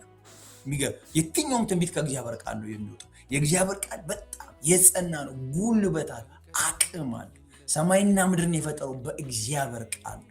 ቃልም ሚልና መጽሐፍ ቅዱስ ዮሐንስ ላይ ሲናገር ቃልም በመጀመሪያ ቃልም በእግዚአብሔር ዘንድ ቃልም ራሱ እግዚአብሔር ነበር ይላል። ለዚህ ነው እግዚአብሔር ሁል ጊዜ በዘመናት መካከል ለሰዎች የህይወትን ቃል ይልካል። ሰዎችን በእግዚአብሔር ቤት ለመትከል፣ ሰዎችን ለማዳን። አንተ የህይወት እንጀራ አለ። መጽሐፍ ቅዱስ አንተ ቃሉን ላከ፣ ፈወሳቸው፣ ከመከራም ስጋት አዳናቸው። እግዚአብሔር በዘመናት መካከል ቃሉን ነው የሚልከው። ቃሉ ማለት ህጉ እንድናሰላስለው፣ እንድንበላው፣ እንድንመገብ፣ እንድንጫወት፣ እንደዚህ ተገናኝተን ዲስከስ እንድናደርገው። አሁን ተገናኝተን እኮ ምድር ስለ ብዙ ነገር ያወራሉ። ስለ ፖለቲካ ይወራል፣ ስለ ዝሙት ይወራል፣ ስለ ገንዘብ ይወራል። ምድር ላይ የማይወራ ወሬ የለም። እኛ ግን እግዚአብሔር እድል ሰጥቶን ስለ እግዚአብሔር ማውራት እኮ መታደል እኮ። እግዚአብሔር ያደለው ሰው እኮ ነው ከእግዚአብሔር ጋር ጊዜ የሚያሳልፈው። እና እግዚአብሔር ይባርክ። ጥሩ ነገር ነው ያካፈልከው። እኔም ከዛ አንጻር ተነስቼ ነበር ይህን ቃል ሼር ያደረኩት። ለሌሎች እድሉን እሰጣለሁ። አመሰግናለሁ። ተባረክ እንዳልኬ፣ በጣም አሪፍ አድርጋ አብራርተዋል። ሞር ክሊር ያደርገዋል ለዚያ ነገሮች ተጨማሪ ነገሮች ሲመጡ። ተባረክልን። መቀጠል ትችላላችሁ። እሺ ክፍት ነው፣ መናገር የፈለገ ሰው ይችላል። ተባረኩ፣ ጸጋ ይብዛላችሁ። አሜን በል። አሁን ያነሳችሁትን እኔም ዘዳግም እርግጥ ነው በአዲስ ኪዳንም የምናውቀው ነው፣ ግን ዘዳግም 8:3 ያለውን ሰውም ከእግዚአብሔር አፍ በሚወጣ ነገር ሁሉ በሕይወት እንዲኖር እንጂ ሰው በእንጀራ ብቻ በሕይወት እንዳይኖር ያስታውቅህ ዘንድ አስጨነቀህ፣ አስራበህም፣ አንተም ያላወቀውን አባቶችም ያላወቁትን መና አበላህ የሚለው ነገር እኔም ትኩረቴን በጣም የሳበው ነገር ነበረ። እግዚአብሔር አሁን እንዳልኬም እንዳለው የሰው ልጅ ትልቁ መኖሪያው የእግዚአብሔር ቃል ነው። በቃ የእግዚአብሔር ቃል ነው ሕይወት የሚሆነው። ይሄም ደግሞ ከድሮም ጀምሮ የነበረ ነው። ጌታ ኢየሱስ በዚህ ምድር ላይ ሲመጣ ኦፍኮርስ በዛ ነው የምናውቀው ብዙዎቻችን። ግን ከድሮም መጀመሪያ እግዚአብሔር ሰውን ሲፈጥር በመልካችን እንደ ምሳሌያችን ሲል ከእሱ ጋር ህብረት ያድርገን በእሱ ጋር እንድንኖር የአዳምና ሔዋንም ከመውደቃቸው በፊት ያላቸውን ጸጋ ስናስብ ያ ነው በቃ የኛ እግዚአብሔር ያሰበልን ህይወት ያ ነው፣ ከእሱ ጋር ህብረት እንድናደርግ። አሁንም ደግሞ በክርስቶስ ኢየሱስ ዳግመኛ ከተወለድን በኋላ ለእኛ በክርስቶስ ላለን ሰዎች ከምንም በላይ የእግዚአብሔር ቃል ምን ያህል በቤታችን አስፈላጊ እንደሆነ በጣም ያስተዋልኩበት ነገር ነው። በጣም በየጊዜው እንሰንፋለን፣ በየጊዜው እንርቃለን፣ በየጊዜው ቃሉ እንርቃለን። ግን ደግሞ ከሚጎትተን ነገሮች ሁሉ ከዚህ ከምድራዊው ከምናያቸው ከብልጭልጭቱ ነገር በላይ የሚያሳርፈው እሱ የእግዚአብሔር ቃል እንደሆነና እሱና እሱ ብቻ እንደሆነ በቃ እንዳስተውል አድርጎኛል። እና ተመልሶ ይብን ወደ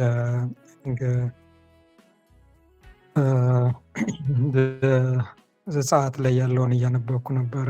ተመልሼ ዘጸአት 16 ያለው ለሙሴ ያለውን ማለት ነው። በቃ የእስራኤል ልጆች ማንጎራጎራቸውን እንደሰማና እና በቃ እንዲሁም እነሱ በቃ በግብፅ ልክ እንዳለፈላቸው ሆኖ እንደነበረ አድርገው ነው የሚያንጎራጉሩት። እና በቃ ይሄ መልሶ የወሰደኝ የኛንም ዞሮ የነሱ ነው የኛንም የኔን የራሴን የምናንጎራጉረውን በየጊዜው እግዚአብሔር ብዙ ነገር በህይወታችን ሞልቶልን ግን ሌላ ፈልገን የምናንጎራጉረው ነገር አለ። ሁሌም ቢሆን ወደ ራሳችን ነው እንድናይ የሚያደርገን የእግዚአብሔር ቃል እና እግዚአብሔር ግን ቅድምም እንዳልከኝ በደንብ እንዳልከው ፈለግነውን የጠየቅነውን ነገር እሱ ሁሉ ነገር ያለው ስለሆነ መስጠት የሚችልም አምላክ ነው። ግን ዋና ትልቁ ዓላማው ለእኛ ያለው ዓላማ እሱ ከእሱ ጋር እንድንኖር ነው።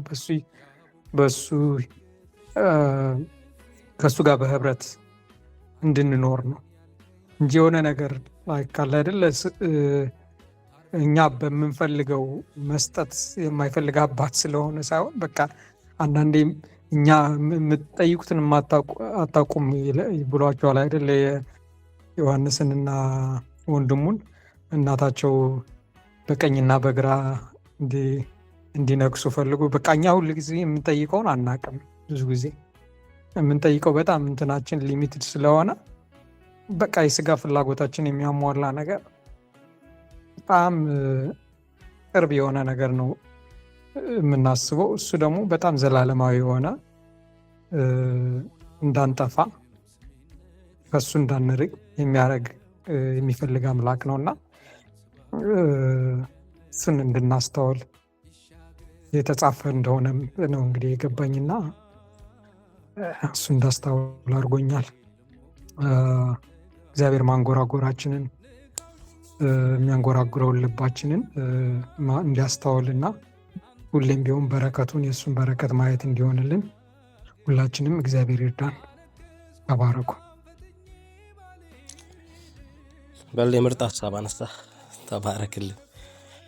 እናመሰግናለን። ዝግጁ የሆነ ሰው ክፍት ነው፣ መቀጠል ይችላል። ተባረኩ።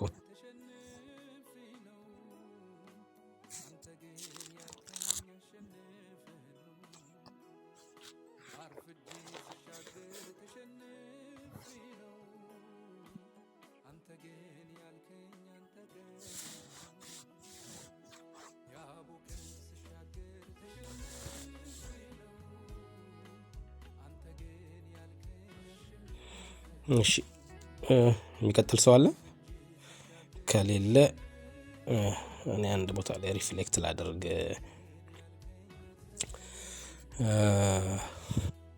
ዝምታው እንዳይበዛ ብዬ ነው። እሺ መደጋገም እንደንት እንዳይላችሁ። በማርቆስ ወንጌል ምዕራፍ 15 ከቁጥር 40 እስከ 47 ባለው ክፍል ላይ አንድ የተለመደች ነገር አለች አይደለ? በቤተ እምነቶች መካከል በማርያምና ማርያምን ትልቅ ቦታ በመስጠትና ለማርያም መጽሐፍ ቅዱስ ያላለንን ስፍራ አንሰጥም የሚል ሁለት አለ። አሁን እኛ የወንጌል አማኞች ግሩፕ አለ።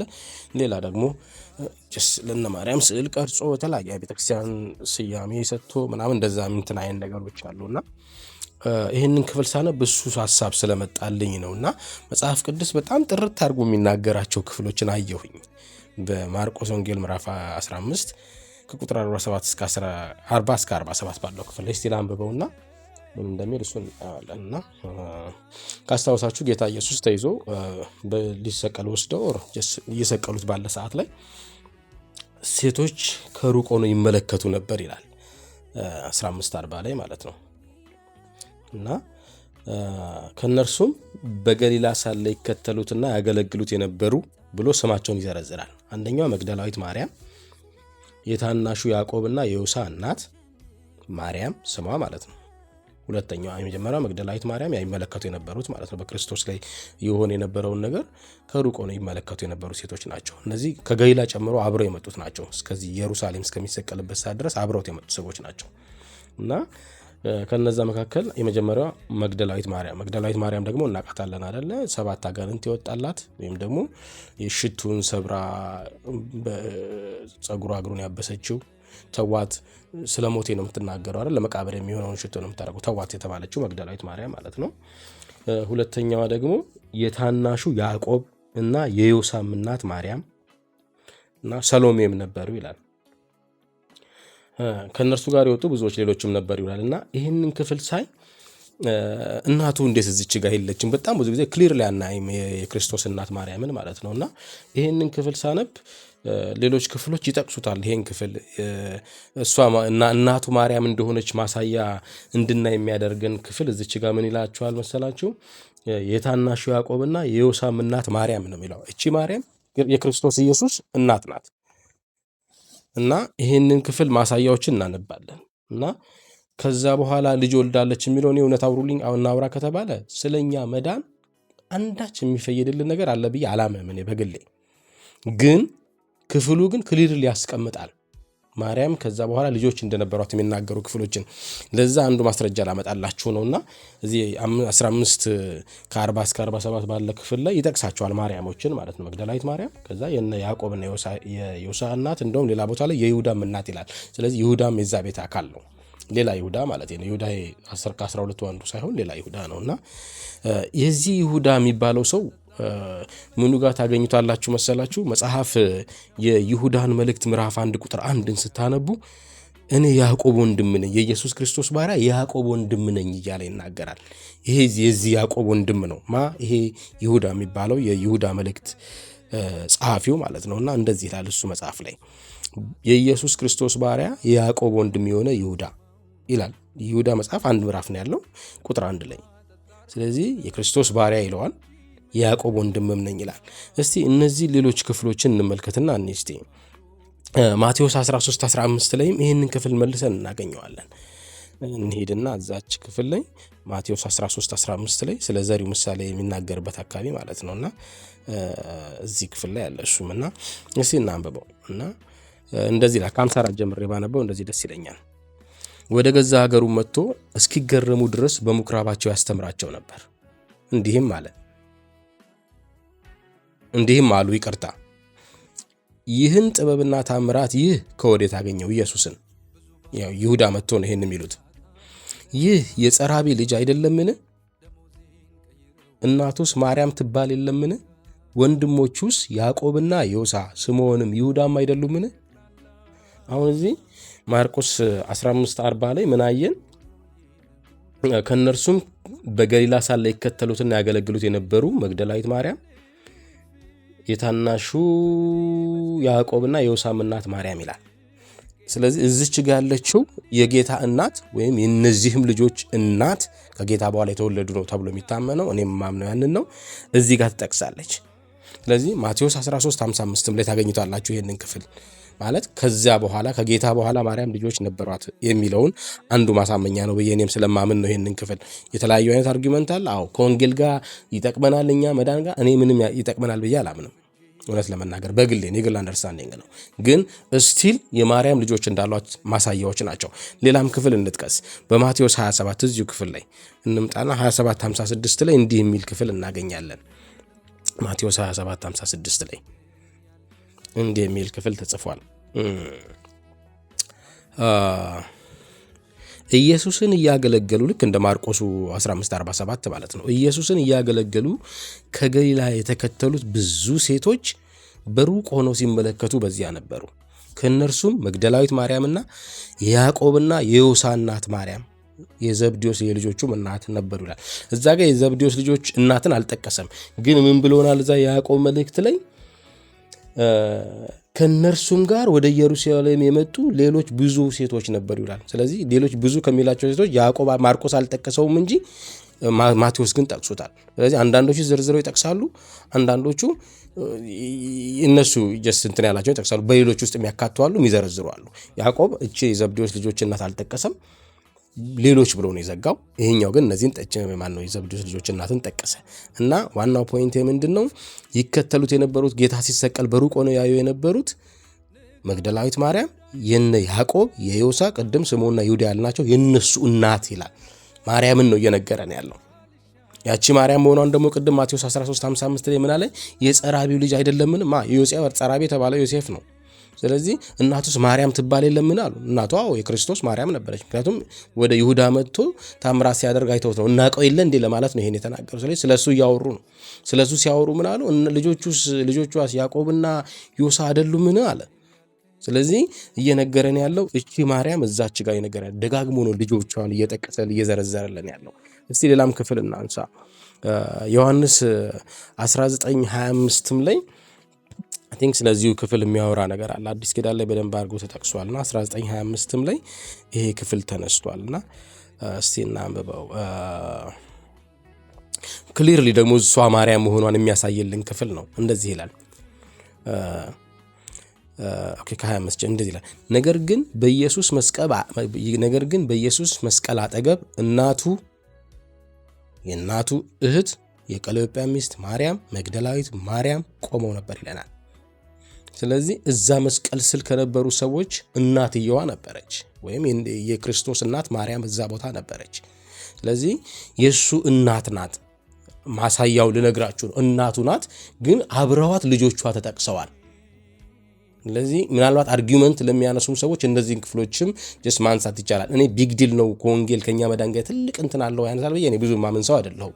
ግን አትሊስት መጽሐፍ ግን ይለናል። እኛ አሁን መጽሐፍ ቅዱስ ብቻ ብለን የምናምን ሰዎች ስለሆነን ነው። ከመጽሐፍ ቅዱስ ውጪ የሚጠሩ ሰዎች ካሉ እኛ መጽሐፉ በሰፋን ልክ ነው የምንሆነው። መጽሐፉ ይሄን ብሎናል በዛ እንሄዳለን የምንል የመጽሐፍ ቅዱስ ብቻ አማኞች ስለሆንን መጽሐፍ ቅዱስን ማወቅ ስላለብን ይሄ ክፍል ይሄን ይላል የሚል ሐሳብም ደስ ወደ ልባችሁ ብዙ ጊዜ የሚመላለስ ከሆነ እሱ ክፍል ትዝ ብሎኝ ነው እነዚህን ፖይንቶች የጻፍኳቸው። አይ ቲንክ እቺን ለመናገር ነው። ተባረኩልኝ። መቀጠል ትችላላችሁ።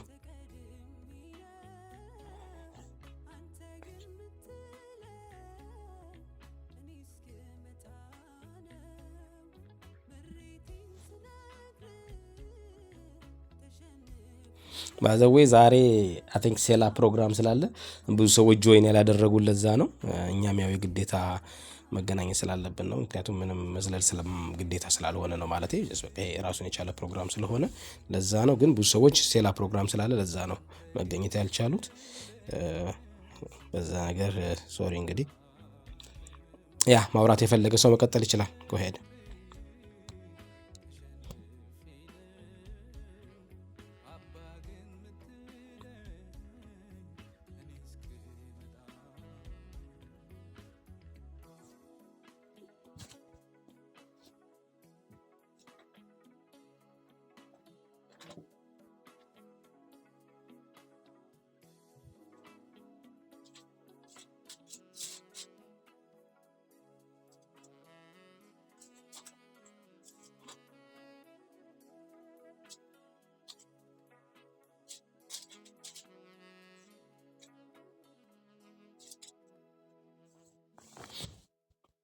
እሺ ለሌላ ሰው ማውራት የሚፈልግ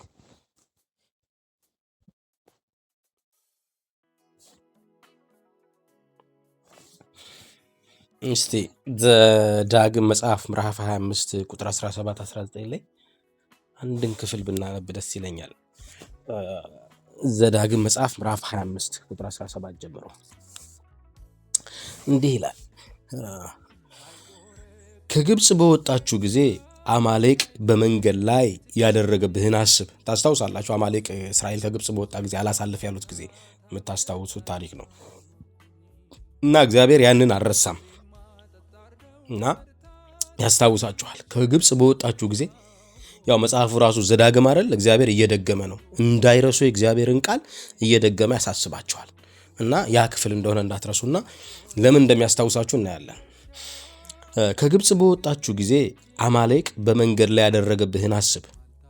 በመንገድ ላይ እንደተቃወመ አንተም ተስኖ ደክመ ሳለ ከአንተ በኋላ ደክመው የነበሩትን ሁሉ እንደመታ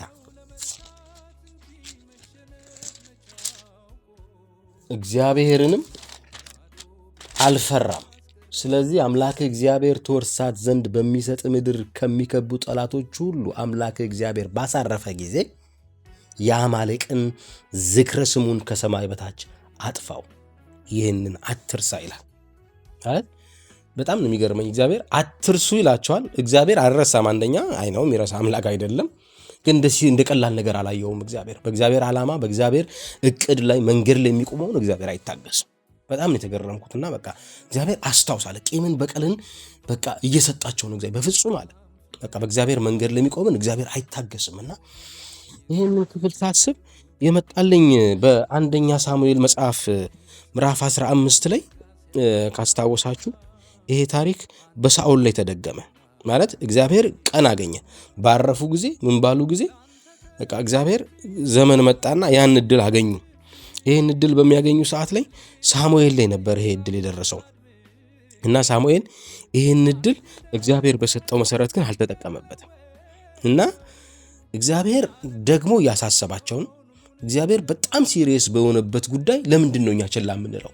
ምንም ነገር ይሁን በአዲስ ኪዳን ነዋሪዎችም ዘንድ ይሄ ነገር እንዴት ነው የሚታየው? እግዚአብሔር ሲሪየስ መጽሐፍ ቅዱስ እኮ ነው የሚገርመኝ ነገር አለው። እግዚአብሔር የጠላውን እንድትጠላ እግዚአብሔር የሚወደው እንድትወድ ነው እግዚአብሔር የተናገረው። ይሄ የእግዚአብሔር ሐሳብ ነው። ዘላለማዊ የማይቀየር አጀንዳው ነው። አንተ እግዚአብሔር ሲጨክን አንተ የምትራራው ማን ነህ? እግዚአብሔር ሲራራ አንተ የምትጨክን ማን ነህ? በቃ አሁን የመራራትና የመጨከን የኛ ጉዳይ አይደለም። በቃ እግዚአብሔር ጨክን ባለ ጉዳይ ትጨክናለህ፣ እግዚአብሔር ራራ ባለ ጉዳይ ትራራለህ። እና እዚች ጋር የእስራኤልን ጠላት አላሳልፍ ያለውን ጊዜ በደከመ ጊዜ ድካሙን ተጠቅሞ ምድረ በዳ ላይ የመታውን ህዝብ እግዚአብሔር እንደ ቀላል ነገር አላየውም። ኢቭን በኋላ ላይ ጠቅሰዋል። በጣም ለብዙ ትውልድ ወደዛ ቤተ መቅደስ እንኳን እንዳይገቡ አይነት ነገር የማለባቸው ህዝቦች ናቸውና እዚህ ላይ እንሄድና አንደኛ ሳሙኤል ምዕራፍ 1 ላይ እስከ ቁጥር 33 ያለውን ብንመለከት ደስ ይለኛልና እንደዚህ የሚል ቃል ተጽፏል። አንደኛ ሳሙኤል 15 ላይ እና እኔ ዋናው የምንፈልገው ፖይንት ላይ ልውሰዳችሁ።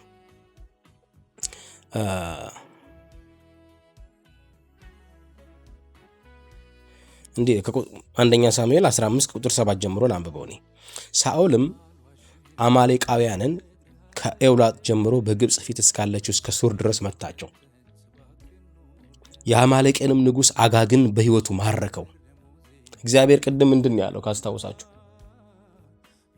ፈጽመህ እንዲህ ነው የሚለው እግዚአብሔር ባሳረፈህ ጊዜ የአማሌቅን ዝክረ ስሙን ከሰማይ በታች አጥፋው ነው ያለው። ይህንን አትርሳ፣ አሳስቦታል፣ አትርሳ። ሳኦል ምን አደረገ? የአማሌቅን ንጉሥ አጋግን በሕይወቱ ማረከው፣ ሕዝቡንም ሁሉ በሰይፍ ስለት ፈጽሞ አጠፋቸው። ነገር ግን ሳኦልና ሕዝቡ ለአጋግ ለተመረጡትም በጎችና በሬዎች፣ ለሰቡትም ጥጆችና ጠቦቶች፣ ለመልካሞቹም ሁሉ ራሩላቸው፣ ፈጽሞ ሊያጠፏቸውም አልወደዱም። አያችሁ፣ እግዚአብሔር አጥፉን ያለው ጭራሽ እነዚህ ለማጥፋት አልወደዱም። ነገር ግን ምናምንቴንና የተናቀውን ሁሉ ፈጽመው አጠፉት። የእግዚአብሔርም ቃል ሳኦል እኔን ከመከተል ተመልሷልና ትእዛዜንም አልፈጸመምና። ትእዛዜን አልፈጸመም ሲል በደንብ እንድታስታውሱ የፈለኩት ለዚህ ነው። ይሄ በጣም የብዙ ዓመት ልዩነት አላቸው እነዚህ ዳግም በተጻፈበት ዘመን እና በነ ሳሙኤል ዘመን ወይም እነ ሳኦል ዘመን ላይ ማለት ነው። እና ያንን ነው እግዚአብሔር ምንድን ያለው? ትእዛዜን አልፈጸመምና ሳኦልን ስላነገስኩት ተጸጸትኩ ብሎ ወደ ሳኦል መጣ። ወደ ሳሙኤል መጣ። ሳሙኤልም ተቆጣ፣ ሌሊቱንም ሁሉ ወደ እግዚአብሔር ጮኸ። ሳሙኤልም በነጋው ሳኦልን ለመገናኘት ማለደ። ሳኦልም ወደ ቀርሜሎስ መጣ። እነሆም የመታሰቢያ ዓምድ ባቆመ ጊዜ ዞሮ አለፈ፣ ወደ ጌልጌላም ወረደ የሚል ወሬ ለሳሙኤል ደረሰለት። አሁን የመጨረሻውን ፖይንት ላንብብላችሁ፣ ለእግዚአብሔር የቆረጡ ሰዎች ምን እንደሚያደርጉ ማለት ነው። እንደዚህ ይላል እንደዚህ ይላል። ሳሙኤል መጣ። በቃ እግዚአብሔር ያለውን ሳኦል አልፈጸመም። ንጉሥ የተደረገው እሱ ነው። ካስታውሳላችሁ ታሪኩን። ሳኦል የእስራኤል ሕዝብ በቃ በእግዚአብሔር አመራር አንመራም፣ በዓለም እንዳሉት በዙሪያችን እንዳሉ ሰዎች ንጉሥ አንግስልን ብለውት የተሾመ ንጉሥ ነው ሳኦል። መሪያቸው ግን ሳሙኤል ነበረ። ካህን ነበር፣ ነብይ ነበረ፣ ንጉሥ ነበረ። ይህንን አንፈልግም፣ የእግዚአብሔርን አመራር ቴዎክራቲክ የሆነ አመራር አንፈልግም አሉ። የዓለምን አመራር ነው የምንፈልገው ብሎ የተሾመ ሰው ነው ሳኦል። ያ ሰው ነው እድል ተሰጥቶት የነበረው እና እግዚአብሔር እንደዚህ ይላል። አሁን ሳኦል አልፈጽምም የእግዚአብሔርን ሐሳብ ብሎ ባመፀ ጊዜ ለእግዚአብሔር ሐሳብ ደግሞ የቆረጠ ሌላ ሰው ሳሙኤል የሚባል ሰው አለ። እሱ ደግሞ መጣ። እንደዚህ ይላል። ሳሙኤልም የአማሌቅን ንጉሥ አጋግን አምጡልኝ አለ። አጋግም እየተንቀጠቀጠ ወደ እርሱ መጣ። አጋግም በውኑ ሞት እንደዚህ መራራ ነውን አለ። ሳሙኤልም እንደዚህ አለ፣ ሰይፍ ሴቶችን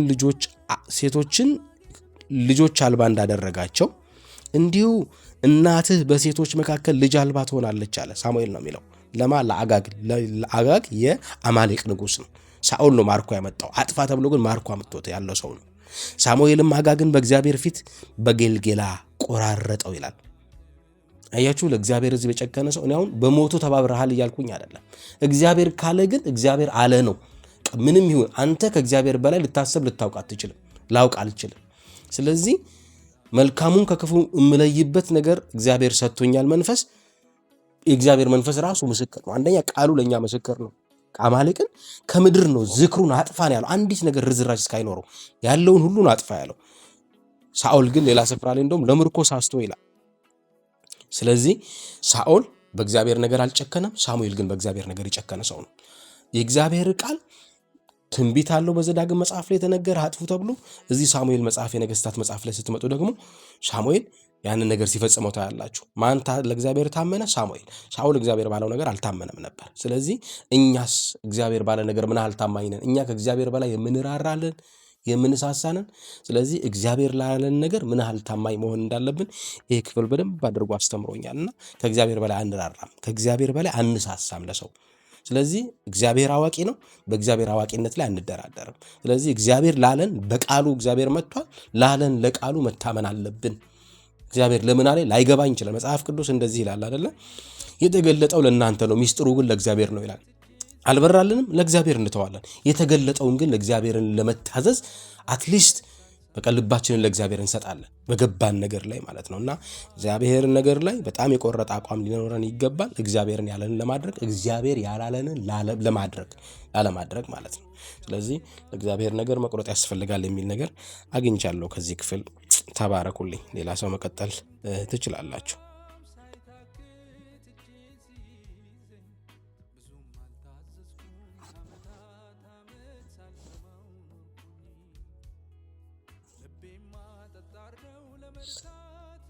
አይ ቲንክ ሰዓታችንም ሳይድ አይቀርም እና መጨረስ የሚኖርብን ይመስለኛል። አይ ቲንክ የመጨረሻ የሚናገር ማውራት ያለ አዲስ ነገር የምታወራው ምናምን ካለ መቀጠል ትችላላችሁ። የመጨረሻ ድምጻችሁን ልስማና ከሌለ በጸሎት እንጨርሳለን።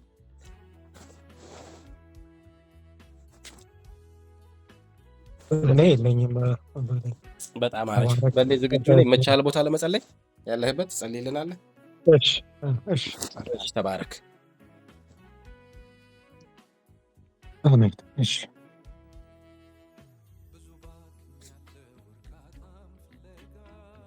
አሜን።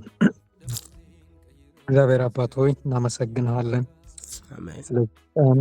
በዚህ ሰዓት ጌታ ሆይ አንተ ፈቅደህ ወደህ ጊዜ ሰጥተህን ጌታ ሆይ አነሳስተህን ድምፅህን ለመስማት ለመጨዋወት ጌታ ሆይ ስላነሳሳህን በእግር ስር መቀመጥ ስለሆነልን አንተም ደግሞ ስለተናገርከን እናመሰግንሃለን።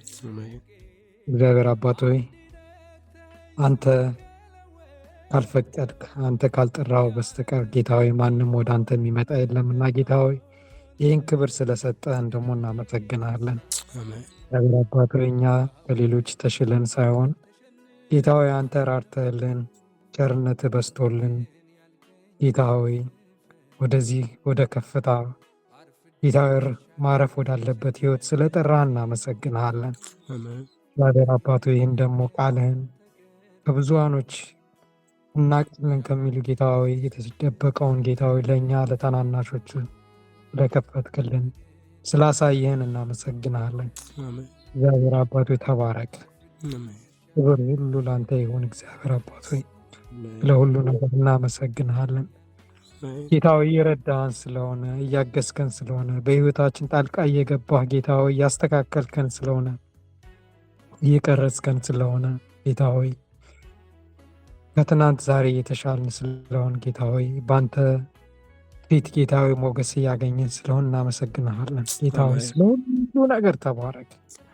ተወደስ ተቀደስ፣ ከፍ በል ጌታ ሆይ። ጌታ ሆይ ደግሞ ይህን ደግሞ ለእኛ ያሳየውን ህይወት ደግሞ በዙሪያችን ላሉት ለቤተሰቦቻችን፣ ለጓደኞቻችን ጌታ ሆይ በጨለማ ለሚጋዘው ሁሉ ጌታ ሆይ ምሕረት ይብዛላቸው። ጌታ ሆይ እኛን የጠራ እኛን የደረሰ መንፈስ ጌታ ሆይ እነሱንም ደግሞ እንዲያገኛቸውና ጌታ ሆይ ማረፍ እንዲሆንላቸው በአንተ በጥላ ስር መኖር እንዲሆንላቸው ጌታ ሆይ እንድትራራላቸው ጌታ ሆይ እንጸለያለን። እግዚአብሔር አባት ሆይ ከብዙ ስብከት ከብዙ ምስክርነት ጌታ ሆይ አንተ ያንተ መንፈስ አንተ ከወደድክ ጌታ ሆይ አንተ ከፈቀድክ ጌታ ሆይ በቀላል ሁሉም ነገር ስለሚሆን እግዚአብሔር አባት ሆይ አሁንም ካንተ ከእግር ስር እንወድቃለን። ጌታ ሆይ እንድትራራላቸው ጌታ ሆይ ልባቸውን እንድታበራ አይናቸውን እንድትከፍት ትክክለኛ የመዳንን መንገድ እንድታሳያቸው ጌታ ሆይ እንለምንሃለን። አሜን። ደግሞ ጌታ ሆይ ጸለያችሁትንም ደግሞ ጠይቁ እንደተደረገላችሁም ቁጠሩ ስላልክ ጌታ ሆይ እንደምታደርገው አምነን እንጸልያለን። አሜን። እግዚአብሔር አባቶ ስለ ሁሉ ነገር ተባረክ። ዛሬ በዚህ ቦታ ተገኝተ ስላስተማርከን ጌታ ሆይ ልባችንን በቃል ስላረሰረስክ ጌታ ሆይ የዘላለም ሕይወት የሆነውን ጌታ ሆይ ይህንን ጌታ ሆይ አንተን ጌታ ሆይ እሱን ስላፈሰስክልን እናመሰግናለን። አሜን። ከፍ በል። ቀሪውን ጊዜ ደግሞ ጌታ ሆይ አንተ ተቆጣጠር። ጌታ ሆይ ይህን ደግሞ የሰማነውን ደግሞ ጌታ ሆይ ፍሬ እንዲያፈራ ጌታ ሆይ እኛን አሳድጎ እኛን ቀይሮ ደግሞ በዙሪያችን ያሉትን ደግሞ እኛን አይተው ጌታ ሆይ አንተን ማየት እንዲሆንላቸው ሕይወታችን አንተን እንዲሸት ጌታ ሆይ አንተን ማሳየት የሚችል ሕይወት እንድንኖር እግዚአብሔር አባት ሆይ ጌታ ሆይ በቋንቋ በመናገር ሳይሆን በሕይወታችን ጌታ ሆይ በምናደርገው ነገር ሁሉ ጌታ ሆይ አንተን ልጄን መምሰል እንዲሆንልን እግዚአብሔር አባቱ አንተ እንድትረዳን በመንፈስህ ከፍ ከፍ እንድታደርግ በመንፈስህ እንድታጀግነን ጌታ ሆይ ቅዱሳንን እንዳጀገንካቸው ጌታ ሆይ እኛንም ደግሞ በመንፈስህ እንድትቀይረን ጌታ እንለምንሃለን። አሜን እግዚአብሔር አባት ሆይ ተባረክ። ደግሞ ስለ ሁሉ ነገር እናመሰግናለን። ስለሆነልን ነገር፣ ስለሚሆነው ነገር፣ ደግሞ ወደፊትም ስለሚሆነው ነገር፣ ስለ ሁሉም ነገር እናመሰግናለን። ጌታ ሆይ በአንተ እንታመናለን። ጌታ ሆይ ጌታ ሆይ ተመስገን፣ ተመስገን፣ ተመስገን።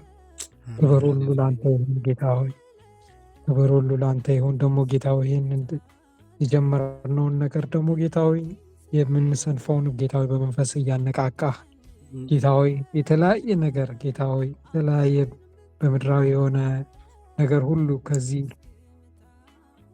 የተሻለው ህይወት ጌታ ሆይ የሚስበንን ነገር ሁሉ ጌታ ሆይ በልጅ በጌታ ስም ጌታ ሆይ አንተ እንድትገስጸው ጌታ ሆይ አሜን ይህንን ጌታ ሆይ ይህን ህይወት አጥብቀን እንድንይዝ ጌታ ሆይ አንተ እንድትረዳን ጌታ ሆይ እንለምናለን።